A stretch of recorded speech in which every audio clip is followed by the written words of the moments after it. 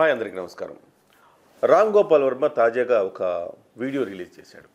తాను ఎవరికి భయపడట్లేదని, తన పని మీద మాత్రమే తాను ఇంకా పోలీసుల ముందు హాజరు కాలేదని ఆయన మాట్లాడుతూ, పోలీసులు అసలు కేసు పెట్టిన సెక్షన్లు కూడా తప్పే, అవి ఎట్లా నాకు వర్తిస్తాయి అంటూ లా పాయింట్లు లాగే ప్రయత్నం చేశారు. చాలా ప్రశాంతంగా కాఫీ తాగుతూ మరి వీడియో చేశాడు. ఏంటి వీళ్ళ ధైర్యం ఏంటి? ఎక్కడ లోపం కనపడతా ఉంది? మాట్లాడతాం. మనతో పాటుగా ప్రముఖ సామాజిక రాజకీయ విశ్లేషకులు చందు శ్రీనివాస్ గారు ఉన్నారు. సార్ నమస్కారం. సార్ నమస్కారం. సార్ చందు శ్రీనివాస్ గారు, మొన్నేమో బోరుగడ్డకి బిర్యానీ పెట్టి పంపించారు, పక్కలేసి బిర్యానీ పెట్టి పంపించారు. తర్వాత పోసానికి పక్కలేసి అంటే వేరే విధంగా వెళ్ళింది, అంటే అదే పోలీస్ స్టేషన్లో పెట్టేసి సో ఆ తర్వాత మన పోసాని కృష్ణమురళి గారికి ఏమో మెంటల్ కృష్ణ గారిని మాత్రం ఇప్పటివరకు కనీసం టచ్ కూడా చేయలేదు. అంటే క్షమాభిక్ష పెట్టేశారా, తెలుగుదేశం పార్టీలకు వెళ్ళిపోయాడు, ఇట్లాంటి ఏవో మాటలు మాట్లాడుతూ ఉన్నారు. శ్రీరెడ్డి, తర్వాత ఇప్పుడు రామ్ గోపాల్ వర్మ, తర్వాత ద్వారంపూడి చంద్రశేఖర్ రెడ్డి, ఇలా చాలామంది ఉన్నారు.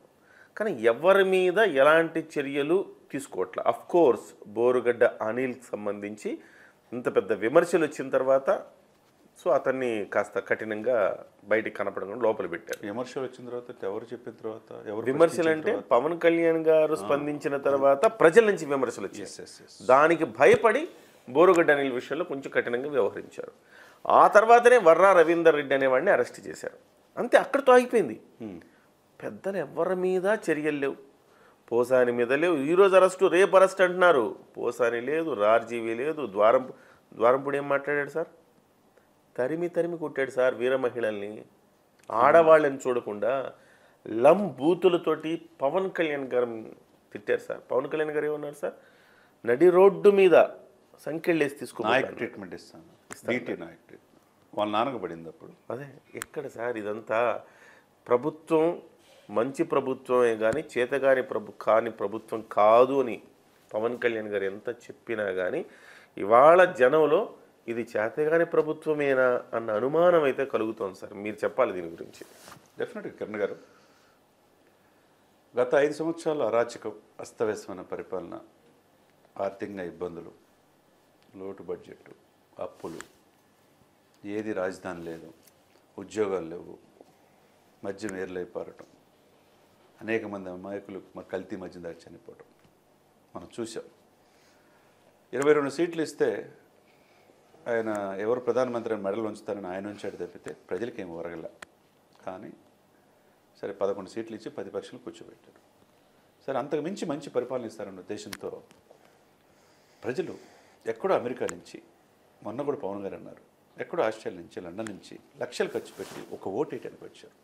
ఇదే హైదరాబాద్ నుంచి కొన్ని వేల మంది వెళ్ళారు బిడ్డలతో. పాపం రిజర్వేషన్ లేకపోతే మోటార్ సైకిల్ మీద వెళ్ళారు సార్. తన భూమి తన కాదు అన్నప్పుడు, తన ఆస్తి కోల్పోతాం అనుకున్నప్పుడు, తన పుట్టిన నేల మీద ఇంత రాచుకులు వెళ్తున్నప్పుడు మీలాంటి వాళ్ళు, నేను కూడా మన పనులు కూడా పక్కన పెట్టి రోజుకు నేనైతే 10-12 ఛానల్లో ఆంధ్రప్రదేశ్ జరుగుతున్న అన్యాయం గురించి చెప్పగలిగారు. మీరు మీ వంతు మీరు చెప్పగలిగారు. ఒకరోజు తిని తినక రాష్ట్రం మొత్తం ఈ ప్రభుత్వం చేసే అరాచకాలు పోవాలని ఎంతో కృషి మీరు చేశారు, నేను చేశాం. దేనికి సార్? ఒక వర్గం నిద్రపోతూ ఉంటే, జగన్మోహన్ రెడ్డి మత్తులో జోగుతుంటే, ఒక వర్గం, ఆ 39% వర్గం జోగుతుంటే మనం కూడా స్పందించకపోతే రాష్ట్రం నాశనం అవుతుంది అన్న ఒక ఆవేదనతోటి స్వతంత్ర ఉద్యమంలో ఏ రకంగానైతే అందరూ తలో చేసి కదిలి త్యాగాలకి వెనకాడక ముందుకొచ్చారు, ఆ రకమైన స్ఫూర్తి కనపడింది సార్. అమెరికా నుంచి ఒకడు 7 లక్షల రూపాయలు పెట్టుకొని వచ్చి ఓటేసాడంటే ఏంటి సార్? పిఠాపురంలో కూడా లండన్ నుంచి వచ్చి 15 రోజులు ఉండి ఇంటింటి తిరిగి ఓట్లు తిరిగారు సార్. చాలామంది మేధావులు, వయసులో పెద్దోళ్ళు ఉండే పిల్లలు హ్యాపీగా సెటిల్ అయిన. ఎందుకు నాన్న మాకు ఈ రాజకీయాలు మనకు ఎందుకనంటే కాదు అని చెప్పి మార్పు కోసం సార్. పవన్ కళ్యాణ్ గారు ఒక మాట అన్నారు, మధ్యతరగతి వాడికి కోపం రావాలి అని. సో ఇవాళ మధ్యతరగతి వాడికి కోపం వచ్చింది, త్యాగాలు చేశారు, దేశ విదేశాల నుంచి కదిలొచ్చారు. అందరూ ఇది తమ కోసం జరుగుతున్న ఎన్నికని భావించి స్వతంత్ర ఉద్యమంలో పాల్గొన్నట్టు మళ్ళీ మరొక స్వతంత్రం కోసం పాటుపడ్డారు. వాళ్ళందరి త్యాగాలకి, వాళ్ళందరి శ్రమకి, కృషికి ఫలితం ఉండాలా లేదా? నాకేం కనపడతలేదు సార్ 5 నెలలు. బాధేస్తుంది. నేను ఎమోషన్గానే మాట్లాడుతున్నాను. నాకెందుకు, నాకు కాదన్నప్పుడు, ఆ రాష్ట్రంలో బాగా లేదన్నప్పుడు, ఇది అదే రాష్ట్రంలో పుట్టి హైదరాబాద్లో హ్యాపీగా బతుకుతున్నాం. ఎవడైనా బతుకొచ్చి ఇక్కడికి వచ్చి అస్తవ్యస్తమైన పరిపాలన చూసి కాదనుకున్నాం. ప్రజల్లో ఏముందో మనం చెప్పగలిగాం. ఇప్పుడు కూడా వీళ్ళు మారకపోతే 5 నెలలు మీరు అన్నట్టు 55,000 మెట్రిక్ టన్నులు సీజ్ చేస్తే సివిల్ సప్లై అరాచకంగా వీరభద్రారెడ్డి పోర్ట్ని కాకినాడ పేదనకు అడ్డంగా చేసుకుని బంగ్లాదేశ్, యూరోప్ కంట్రీస్, ఆఫ్రికా కంట్రీస్కి పంపిస్తుంటే పేదవాడికి ఇచ్చే బియ్యం సార్ దాన్ని ఎక్కువ రేటుకి అమ్మేసి రీసైక్లింగ్ చేసి పంపిస్తున్నారు సార్. దశాబ్దాల నుంచి జరుగుతుంది ఇది. ఎవరు తెలియదా? అందరికీ తెలుసు. ఒక పవన్ కళ్యాణే వారాహయాత్రలో లేవనెత్తాడు. ఎత్తినప్పుడు వాళ్ళ అమ్మను కూడా తిట్టాడు, వీరమహిళలు కొట్టారు. అదే సాక్షాత్తు మనోహర్ గారు పట్టుకుంటే 55,000 మెట్రిక్ టన్నులు ఇంతవరకు ఏం జరుగుతున్నట్టు సార్? పరిపాలన ఉందా లేదా? అడగకూడదా? సరే మీరు అన్నట్టు వీళ్ళు పెద్దలు అని చెప్తున్నారు. ఎవరిని మీరు? రాంగోపాలవరమని, పోసాన్ని, వీళ్ళు పెద్దవాళ్ళ. వాడు కాఫీ తాగుతా వాడు అంటున్నా నేను. నాకు హక్కు ఉంది.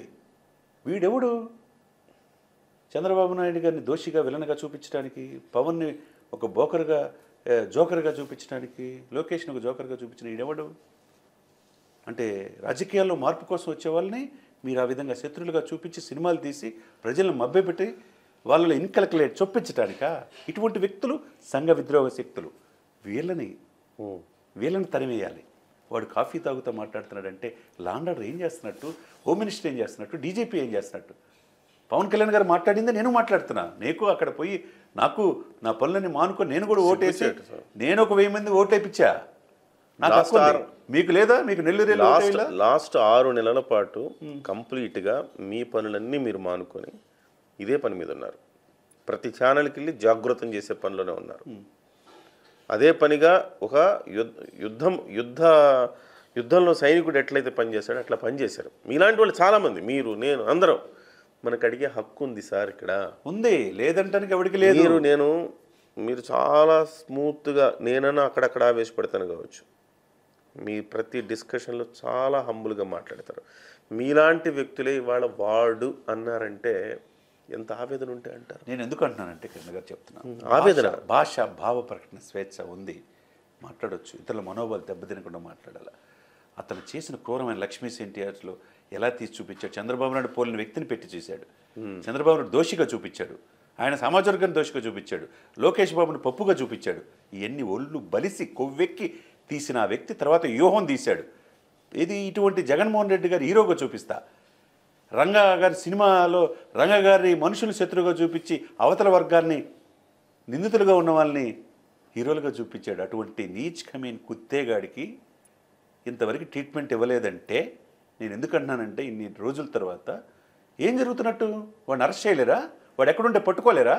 అంటే లేకపోతే మీరే అందిస్తున్నారా ఎవరన్నా వాడిని తప్పించుకోవడానికి? వాడు మనిషే పశువా? అదే విజయవాడలో పుట్టి అదే కాలేజీలో చదివి బయటకు వచ్చాడు కదా. ముంబై మాఫియా సినిమాలు తీసి ముంబై తరిమేస్తే అక్కడ చంపేస్తారని భయంతో హైదరాబాద్లో దాక్కుంటున్నాడు డెన్ అని పెట్టి. వాడు తీసేదేంది? వాడికి అమ్మ లేదు, నాన్న లేదు, బిడ్డలు లేదు. వాడు ఓడ్క డ్యాన్స్ వేయటం, అశ్లీలంగా నృత్యాలు చేయటం, వాడు సోషల్ మీడియాలో స్పందించడం. ఇటువంటి వ్యక్తికి పరిపక్వత ఏమైనా ఉందా? మార్పు ఏమైనా కనపడుతుందా? మీరు రాజకీయాలు నేను లేనన్నాం కానీ అరెస్ట్ చేస్తే 19వ తారీఖు నోటీస్ ఇస్తే మద్దిపాటి పోలీస్ స్టేషన్లో కంప్లైంట్ ఇస్తే ఈ రోజు వరకు పోలీస్ స్టేషన్కి కోర్టుకి వెళ్ళి కేసు కొట్టేయమన్నారు. కొట్టేయకుండా జడ్జి చక్రవర్తి గారు ఏం చెప్పాడు తెలుసా మీకు? మీరు చెప్పే ఇష్టం వచ్చినట్టు మాట్లాడి ఇప్పుడు కుదిరిద్దా అన్నాడు. టైం ఇవ్వమన్నాడు. టైం ఇవ్వు, పోలీస్ స్టేషన్కి వెళ్ళి అక్కడ మద్దిపాడు వెళ్ళి పర్మిషన్ తీసుకోమంటే 4 రోజులు పర్మిషన్ కావాలన్నాడు వాట్సాప్ సందేశం. తర్వాత ఫోన్ ఎత్తట్లా. అంటే వర్చువల్లో మాట్లాడతాడంట వాళ్ళ లాయరు. వీడేమన్నా ఊహాలకు అతీతుడా లేకపోతే పైనుంచి దిగి వచ్చాడా రాంగోపాలవర్మ? మీరు వాళ్ళ లాయర్ ఎవరు? బాలా అని ఉంటాడు.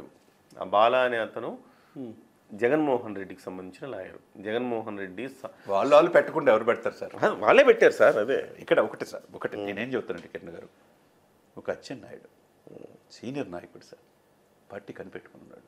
మొలలో ఆపరేషన్ జరిగి పచ్చిగా చెప్తున్నా బాగా ఇబ్బంది గురైతే అతను శ్రీకాకుళం నుంచి గోడ దూకు వచ్చి తీసుకొచ్చి 12 గంటల పాటు తిప్పి రక్తం కారుతుంటే ట్రీట్మెంట్ ఇచ్చారు సార్ అతనికి. అటువంటి వ్యక్తులు అట్లా చేస్తే అసలు మీరు కాపాడుకోండి, ప్రజలకు మీకు ఎంతో మ్యాండేటరీ ఇచ్చారు, ఎందుకు కేసులు పెడతలేదని అడగటం తప్ప?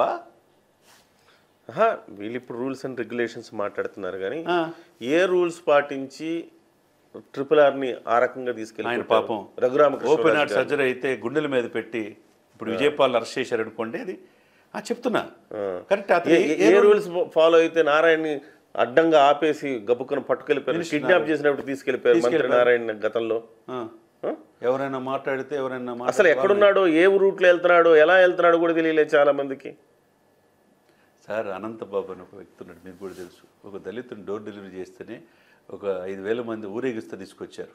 అతను వీ వాంట్ జస్టిస్ అని అసెంబ్లీలో ఎమ్మెల్సీ బోర్డు పెట్టుకున్నాడు. ఇంకెంతకంటే దారుణం. పార్లమెంట్ సెంట్రల్ హాల్లో ఏం చేశారో చూశారు మాధవ్ అనేవాడు. ఇటువంటి అకృత్యాలు ఆడపాళ్ళ పట్ల అశ్లీలంగా చేసి ఇంత చేసిన వాళ్ళకి ఇప్పుడు కూడా జరగకపోతే దూరంపూడిని వదిలేసి ఏం చేద్దాం అనుకుంటున్నారు? ఇంకా ఉన్నారు, ఇంకెవరున్నారు? రోజా ఇష్టం వచ్చినట్టు మాట్లాడింది. ఇప్పుడు ఆమె టీవీలో ఏదో పెద్ద పరమ ఇదిలాగా మాట్లాడుతుంది ఆమె. ఆ కొడాలి నాని మాట్లాడినట్టు, వంశీ మాట్లాడినట్టు చంద్రబాబు ఫ్యామిలీని కానీ పవన్ కానీ ఎవరైనా మాట్లాడారా? వాళ్ళని ఎందుకు వదిలేస్తున్నారు? మీ సమాజ వర్గమే అని అడుగుతున్నారు ప్రజలు. నేను అడగటం కాదు, ఎందుకు వాళ్ళు లోపలైపోలేకపోతున్నారు? ఇప్పుడు కూడా జరగకపోతే మొన్న పవన్ కళ్యాణ్ గారి ఆవేదనలో అర్థం ఉంది. ఆయన పాపం ఇది ఒకవైపు చెప్పాడు, సరే అప్రిషియేట్ చేశాడు మళ్ళా అదే అసెంబ్లీలో. అయినా ఇప్పుడు రాంగోపాలని పోసాన్ని అరెస్ట్ చేయకపోతే, దూరంపూడి లాంటి వాళ్ళు మీరు అరెస్ట్ చేయకపోతే మీరు చేతకానితనమేగా. ఆయనేమో సెంట్రల్కి వెళ్ళి నిధులు కావాలని పాపం 6 మంత్రులు ఉపరాష్ట్రపతిని ఈరోజు ప్రధానమంత్రి మోడీని కలవబోతున్నాడు.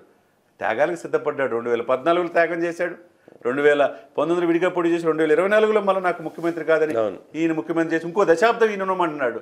మరి లాండ్ ఆర్డర్ కూడా చేయకపోతే ఎవరు సార్? ఇక ఎర్రచందనం నేపాల్ దగ్గర దొరికిందన్నారు, అది లేదు.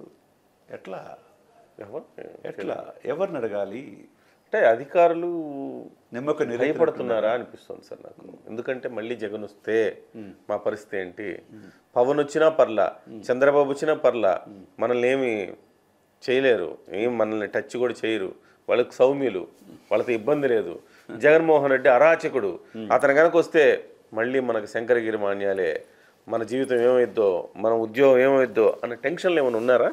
నేను మిమ్మల్ని అడుగుతున్నా, ఎందుకు చేయలేకపోతున్నారు? అదే సార్, అదే. కానీ మనం రూల్స్ గుర్తొస్తారు. ఒక పౌరుడిగా భారతదేశంలో ప్రశ్నించే హక్కు ఉంటుంది, ఓటేసినోడిగా హక్కు ఉంటుంది సార్. ఒక్కటి సార్, నేనైతే అంటే ఈ సందర్భంగా నేను ఒక మాట చెప్పదలుచుకున్నా.